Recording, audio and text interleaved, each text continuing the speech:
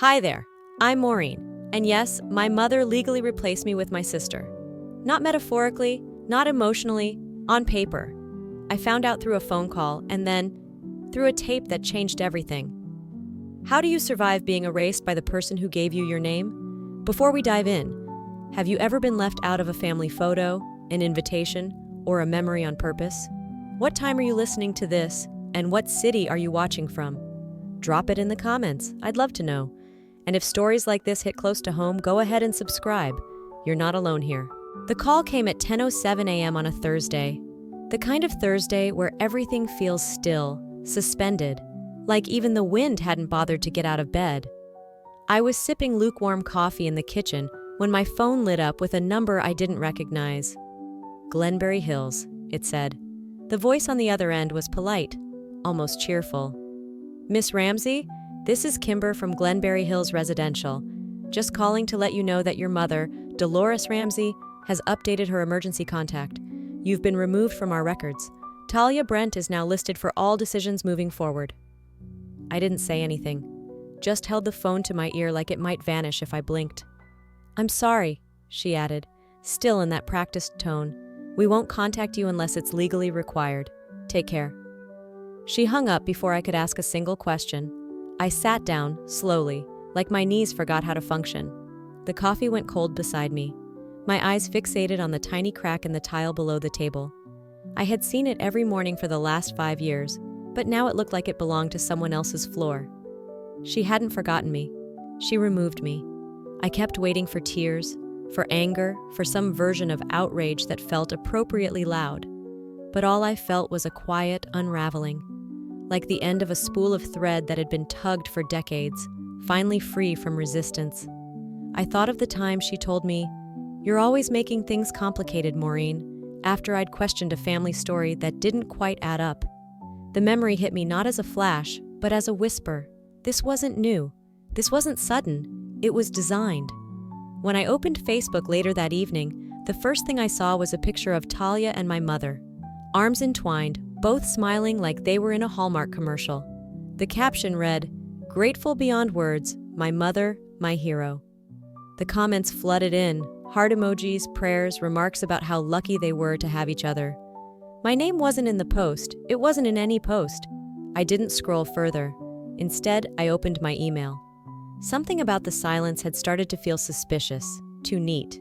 The kind of silence that comes only after something final has been signed. There it was. A message from Glenberry's admin system with a secure attachment. Subject, Durable POA Update, Ramsey File. I clicked. The PDF loaded, pixel by pixel, as if the internet itself knew this page would burn. The header read, Durable Power of Attorney Revoked, Maureen Ramsey. New designate Talia Brent. And below my mother's signature, delicate, rehearsed, unmistakable, not forgotten, replaced. There was a party once. I must have been 8.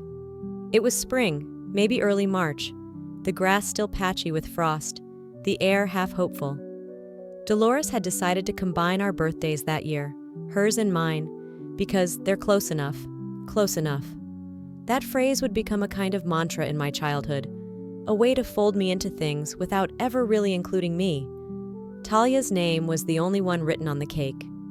Pink icing, glittered sprinkles, and those silver sugar beads that cracked under your teeth. I remember standing there, small hands clasped, waiting for someone, anyone, to notice, to ask why my name was missing. One of Dolores's friends did. She's the older one, right? Is it her birthday too? Dolores smiled. Oh, they're close, a shared celebration. That was it. She moved on. The candles were lit, the song was sung, for Talia. I clapped along like I was part of it, even though I wasn't. I smiled so wide that my cheeks hurt, pretending the taste of omission was frosting. After the cake, I gave Talia the gift I'd made. A bracelet, blue and white thread, braided tight. I'd spent 2 nights making it, sneaking floss from the sewing kit, nodding until my fingers ached. She looked at it for 2 seconds before tossing it on the table. Dolores saw. Don't give her junk like that. You're better than that, Maureen. I remember that line exactly. I wasn't sure which part hurt more, being called out or being called better in the same breath that implied I was less. Later that night, I sat by the window and watched Talia playing with the glittery jewelry sets she'd gotten from the other guests. My bracelet was still on the table. No one had moved it. It looked too small there, like it had shrunk in shame. I never made anything by hand again after that. It wasn't just about the party, of course. It was never just one day. It was every day. You grow up learning how to read the room before you read a book. You learn what not to say, how not to interrupt, how to make yourself small without anyone asking you to. In our house, silence was safety. Obedience was love. And someone like me, loud thoughts, big questions, didn't fit the mold. That birthday didn't hurt because of the cake or the gift. It hurt because no one corrected it. And even now, sitting in my apartment decades later, I can still taste that hurt, like a ghost sugar. I pulled out an old photo album tonight, the one with the soft gray cover that smells like old cedar. I flipped through page after page, Christmases, Easters, graduations that weren't mine. Dolores had written dates and names in neat cursive under every picture. There was no photo of that birthday, only one blurry snapshot, taken from the side. I was half in frame, next to the table, the cake already cut, Talia's smile beaming in the foreground. I stared at my own shoulder for a long time. Maybe I wasn't ever meant to be in the picture. Maybe I was never her daughter. Not really. I was 23 when I decided I needed a way out. It wasn't dramatic, just necessary. I'd taken on extra shifts at the bookstore and cleaned rooms at a local inn on weekends, all so I could scrape together enough to fix up the old Honda Civic sitting in our driveway. It had been idle for years, the paint dulled to a weary gray, one window permanently jammed halfway down. But to me, it wasn't just a car. It was the first thing I ever touched that felt like it could carry me somewhere else. Somewhere that wasn't back to the same kitchen table with the same coffee stains and the same quiet resentment. I bought tires, brakes, a secondhand stereo from a guy named Vince who threw in a free USB cable just because I asked about his dog. I scrubbed the inside of that car until my fingers ached. I sat in the driver's seat after dark, just listening to the engine hum like a heartbeat that was finally mine. It wasn't much, but it was mine. The night before I planned to move out, Dolores made pasta and poured wine that was slightly more expensive than usual. That should have been a warning. We sat in the kitchen, the same kitchen where I'd once helped her peel potatoes, and she said it like she was asking for the salt. Talia just got her license. Would you mind if she uses the Civic for a bit, just until she gets her own car? I didn't answer right away, not because I needed time to think, but because I already knew I was going to say yes. That was the part that stung most, not her request, not the assumption, but how fast my instinct was to surrender, to step aside before someone even asked me to. I nodded, I smiled, I told her it was fine. The next morning, Talia took the keys off the counter like they'd always been hers. She barely glanced in my direction, just called out, "Thanks, Maureen," and disappeared through the front door. I watched from the porch as she backed out of the driveway, a wide grin on her face, music blaring. Then I saw it, a sticker on the rear windshield, freshly applied, reading, "Talia's Ride." That was when I felt something inside me fold, not break. Folding is quieter. I walked to the bus stop. It was colder than expected. I had gloves in my bag, but I didn't put them on. The cold made me feel real, and that felt important. By the time I got to work, my knuckles were raw. My manager asked if I was okay, and I said, "Yeah, just a long walk." I stopped fixing things after that. I stopped trying to build things I couldn't keep. It started with a fever. Not the kind you power through with tea and aspirin, but the kind that makes your bones feel like they're humming. Slow, painful music under your skin. I was 30, living alone in a one-bedroom that smelled faintly of old books and bleach. I called my mother around midnight, curled into myself, breath shallow, skin burning. She answered after the second ring. "Hi, Mom," I rasped, unsure if my voice would even carry. There was a pause, and then her voice, bright, distracted. "Maureen, it's late. What's wrong?" "I think I have the flu. Maybe worse," I said. "I can't stop shaking. She cut me off, gently but firmly. "Oh, sweetie, I'm up early tomorrow. Talia needs help at the church. She's got that bake sale for the youth group. Maybe try some soup and rest?" I didn't respond in time. The line had already gone silent. I lay there for hours, eyes fixed on the ceiling fan. The blades moved slower than they should have. Or maybe I did. I kept expecting the phone to ring again, for her to call back, say she'd thought better of it. It didn't. Around 2 a.m., I opened Facebook, just to distract myself from the ache climbing up my spine. My thumb hovered over the screen, and then I saw it. A photo of Talia and my mother standing in the church kitchen, matching aprons, holding a tray of cupcakes. The caption read, "Couldn't ask for a more dependable daughter. #blessed #family first." I didn't blink, didn't flinch. I just stared at the photo until the fever and the rage blurred together, and I couldn't tell which was which anymore. It wasn't that she didn't come when I needed her. It was that she told the whole world she already had a daughter worth showing up for. I didn't cry. I didn't throw my phone across the room like people do in movies. I set it face down on the floor, closed my eyes, and listened to the sound of my own heartbeat slowing into something unfamiliar. That was the moment something shifted, not in her, but in me. Weeks later, I opened an old shoebox from under my bed. Inside were photos I hadn't looked at in years. One caught my eye, me, age 30, wrapped in a blanket, thermometer sticking out of my mouth, face pale but still trying to smile. I didn't post it, didn't caption it, didn't need to. I tucked it into the side of my mirror, whispered, "She won't do this again," not without a response. And just like that, the silence stopped being survival. It became strategy. The next time she called me dramatic, I'd remind her of the night I almost called 911 alone. The new frame was impossible to miss. It hung in the living room like a crown, centered, polished, lovingly lit, a large collage of family moments, each photo chosen with care. Dolores had even added little handwritten captions in metallic gold marker beneath them. "Thanksgiving 2021, one read, next to a picture of Talia carving a turkey. "Baptism Day, our little blessings," another said, beneath a photo of Talia's boys in matching suits. I scanned the entire collage twice before I realized I wasn't in a single one. Not a holiday, not a birthday, not even the blurry background of a family barbecue. My absence wasn't just coincidence, it was deliberate. I took a step closer, squinting at a group shot. And there it was, my shoulder.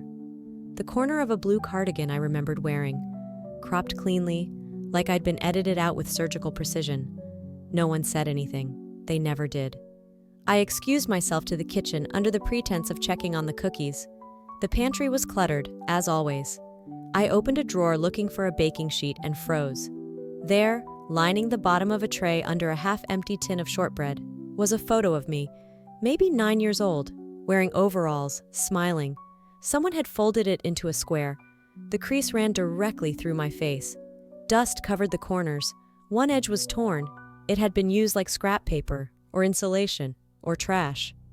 My stomach didn't drop. It settled. Like an answer I'd been chasing had finally turned to face me. Back at home that night, I couldn't sleep. I kept thinking about the photo, the one in the tin, and the dozens I wasn't in. I pulled out the only picture I had left of me and my dad. It had lived on the bookshelf for years, behind a stack of library receipts and expired coupons. In it, he was squinting into the sun, his arm around me, my hair tangled, both of us grinning too wide. I cleaned the glass. It felt like tending a wound. Then I did something I hadn't done in years. I printed a new photo, one of me, from my last job, the day I got promoted and no one came to the ceremony. I had stood at the podium alone, holding a cheap plaque and smiling like someone was proud of me. I framed it, placed it next to the couch, and whispered, "Let them forget, I will not. If they won't remember me, I'll leave a version of myself they can't erase." 2 days before the funeral, Talia sent a message. No greeting, no emotion, just, "Mom would want you there. I can save you a seat." I read it once, then again, then let the phone fall face down on the counter. I didn't reply. There was a time I would have panicked, typed out a dozen drafts trying to say the right thing. I would have worried what people might think if I wasn't seen in the front pew, dressed in black, holding a tissue I didn't need. But not this time. Because there's a difference between being absent and refusing to show up for a role you never auditioned for. That night, I lay on the couch and thought about every chair I'd ever been asked to sit in. The one at the far end of the table, the one without a name card, the one next to the cousins no one remembered to introduce me to. "Saving me a seat," I whispered, more to myself than anyone. How generous. I heard about the funeral from Jason the next day. He said it was lovely, said the choir was nice, the food after was decent. Then, in the quiet space between sentences, he added, "They didn't mention you, not once." I laughed, not bitter, not even surprised. "Of course they didn't," I said. "Even in death, she edited me out." I baked oatmeal raisin cookies that morning, the kind she used to ask for when she was in a good mood, which wasn't often. I set them on a small plate next to a photo of me and my father, lit a candle, no music, no prayer, just me. I wrote a single sentence on a napkin and folded it in half. "I was here. I just stopped waiting for you to see it." That afternoon, while the others stood around her grave, I watered the succulents on my windowsill. I wore jeans and an old t-shirt. The world kept turning. The light through the window stayed soft. Later that night, I opened my journal and wrote until my hand cramped. Words poured out like smoke escaping a long-closed room. You can't erase someone who no longer needs your pen. It wasn't rage. It wasn't mourning. It was truth. I ended the page with one line. "I will not be buried in someone else's silence again." She erased me. Now it's my turn to write something that sticks. The office smelled like laminate and lemon-scented polish. Too clean, too still. The kind of place where bad news was handed out in manila envelopes and politely nodded through. Talia sat across from me, her hair tucked neatly behind her ears, like she was waiting for a dentist appointment, not the dismantling of a bloodline. The attorney, some man in a gray suit I'd never met, cleared his throat and opened the folder on the table. "As per the final will and testament of Dolores Ramsey," he began, voice neutral, "the entirety of the estate, residential property, financial assets, and all personal belongings are to be transferred to Miss Talia Brent." No pause, no eye contact, no acknowledgement. I didn't blink, didn't speak. I simply folded my hands in my lap and stared at the wood grain on the table, tracing the swirls like they might spell something else if I looked long enough. "I'll need you both to sign here, confirming acknowledgement of the terms." Talia picked up the pen without hesitation, signed with a soft flourish. I slid the paper toward me, looked at my name printed in sharp, unforgiving black, and left it blank. He didn't press. They never do. Not with women who look like they're just sad enough not to fight back. But I wasn't sad. Not anymore. Later that afternoon, I returned to the house, not as family, not as heir, but as someone retrieving personal items of no monetary value, as the lawyer put it. In the back office behind an old desk drawer that stuck halfway open, I found it. A draft of the will, dated 2 years prior. My name was there, Maureen Ramsey, listed for 50% of the estate. It was circled, then crossed out with thick, dark ink. Below, in Dolores's slanted handwriting, changed after family disagreement. Family disagreement. What disagreement? Was it the time I asked why Talia was always first? The time I said I wouldn't bake for church if no one thanked me? Or was it just my existence that disagreed with the version of motherhood Dolores liked best? I didn't cry. I photographed the draft. Carefully, each page. I didn't take the original. That would have looked petty. I went home, opened my laptop, and began. Folders, emails, screenshots, receipts. I built a timeline, not for court, not for lawyers, not for revenge. But because if they were going to erase me on paper, I would write something bigger, something louder, something that couldn't be notarized or shredded or signed away. She took my name off the paper. Now I'll write something louder. The envelope didn't have a return address, just my name, in handwriting I hadn't seen in months. I almost didn't open it. Thought about tossing it in the trash, letting it stay sealed the way most things in my family were. Tight, hidden, untouched. But curiosity has claws. So I tore the flap, slow and careful. Inside was a cassette tape, old, labeled in pen, smudged just enough to make me wonder if it had been written with a shaking hand. For Maureen. I didn't play it right away. I left it on the kitchen counter while I cleaned dishes that didn't need cleaning, wiped crumbs that weren't there. I made tea I never drank, let it grow cold beside me. The tape stared back, small, innocent, dangerous. When the silence in the apartment became unbearable, I pulled out the dusty cassette player I hadn't touched since college, slipped the tape in. The first few seconds were static. Then her voice, raspy, dry, familiar in a way that made my chest tighten. If you're hearing this, then I'm already gone. I didn't leave this for apology. I know better. But I wanted to say something while it still felt real. She took a breath. I could hear it, heavy, deliberate. I didn't know how to love someone who reminded me of myself. You had my eyes, my tone, my temper, and her voice cracked. I couldn't handle seeing all the things I hated about myself walking around in someone else. I leaned forward, not sure when I'd started holding my breath. Talia was easy. She didn't come with echoes. She came clean. She didn't make me feel like I was failing again. There was a long pause. I didn't mean to make you pay for who I used to be, but I did. I know that now. I paused the tape, let the words settle like ash in my lungs, then pressed play again. I never told her, Talia, about her. The papers were never filed the right way. She was dropped off by my cousin after the accident. No formal adoption, just a transfer. I called it a second chance. A rustle. Maybe she was crying. Maybe she just moved the mic. She doesn't know. Not even now. And I couldn't tell her. Because if she knew she wasn't mine, maybe she'd start wondering why I tried so hard to make her feel like she was. And maybe she'd ask the one question I never had an answer to. What about Maureen? I didn't stop the tears this time. I let them fall. Not for her, not for Talia, but for me. For the girl who braided bracelets and fixed cars and called during fevers. For the girl who tried. I sat with the silence after the tape clicked off. It didn't feel empty. It felt full, heavy with everything that had been unspoken. I didn't write anything that night. Didn't rant or shout or plan. I just slid the tape into a USB converter and whispered, if silence erased me, then maybe the truth will resurrect me. The morning light felt different, not softer, just mine. I opened my phone to find a wall of unread messages, some from cousins I hadn't heard from since childhood, others from numbers I didn't recognize. A few apologies, a few attempts to explain, but not a single one from Talia. There was something oddly calming about that silence. For the first time, it didn't feel like a void to fill. It felt like space to breathe. I didn't need her to say sorry, not anymore. The truth had already done what I couldn't. It stood in the center of the room and refused to be ignored. Dolores's voice, shaky and real, now existed outside of memory. And it belonged to me.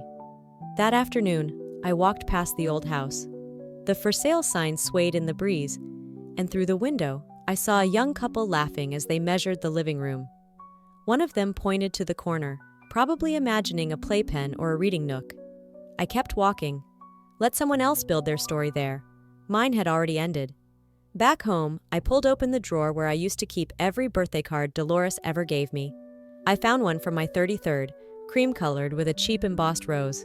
Inside, just, love, Mom. I held it for a moment, wondering how many times I'd read it like it meant something. Then I lit a match, watched the edges curl into ash. I wasn't angry. I was done. Later that week, I walked into the bookstore 2 blocks from my apartment and signed up for a writing workshop. The woman at the counter asked if I wanted memoir or fiction. Memoir, I said, then paused. But not mine, not yet. She smiled and handed me a blank journal. There was a time I thought healing had to be dramatic, loud, unmistakable. But maybe it's quieter than that. Maybe it's choosing to put words where silence used to be. Maybe it's not about who remembers you, but what you choose to remember about yourself. She left me out of her ending, so I wrote my own beginning. Sometimes, healing doesn't come wrapped in apologies or wrapped in family dinners. Sometimes it comes in silence, the kind you choose, not the kind forced on you.